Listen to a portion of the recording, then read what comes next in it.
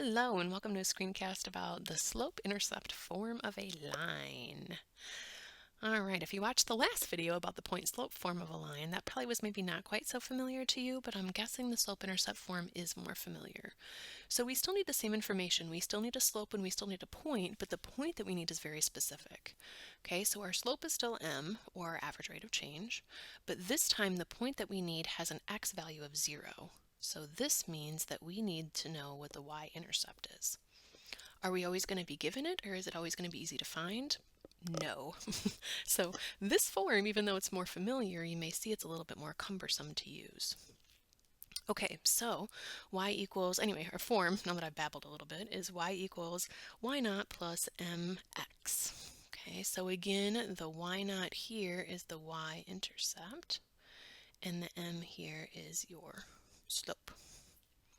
Beautiful. And this actually makes sense because if you think about this, the form that we talked about earlier, it was y naught plus m x minus x naught, right, for our point slope form. And if x naught is 0, right, if we plug in that 0, we end up with y equals y naught plus m times x minus 0, and x minus 0 is simply x. So that's how these two formulas are definitely related.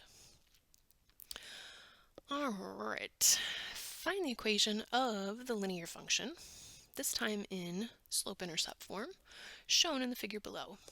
Okay, so slope-intercept form we said was y equals y naught plus mx. So we need two things. We need the slope, right, which we should be able to figure out, and then we need to know what y naught is. That's going to be a little bit harder. If I look at this, it's sitting between two tick marks, so there's no way to know exactly what that value is, and don't just estimate it. We can do better than that. So we're going to have to then pick a different point, and then we'll plug it in and solve for it. So that's why this particular form, even though it's more familiar to many of you, is actually more cumbersome to use. Okay, but to find our slope, we need 2 points. So I'm going to go ahead and use this point down here, and how about this point here? So this is the point -2, 2, and this is the point 1, 3. Okay, so if I do my slope, so my change of y's, so 3 minus 2, divided by my change of x's, so that's 1 minus a -2, so that's going to give me 1/3. This is probably why my y-intercept is not so nice, because my slope is a fraction. Okay, but no worries, we can do this.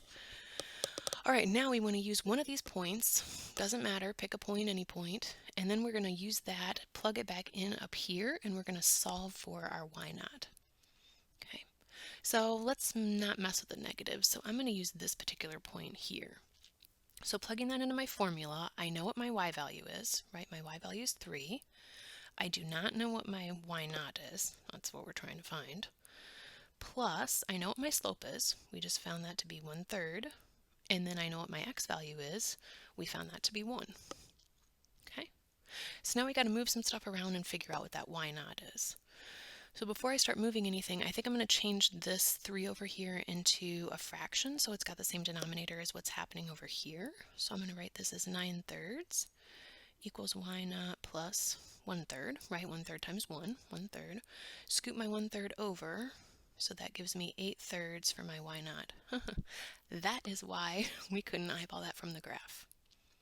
So to finish this problem off and write my equation then, I have y equals 8/3 plus 1/3 x. And that would be the final answer.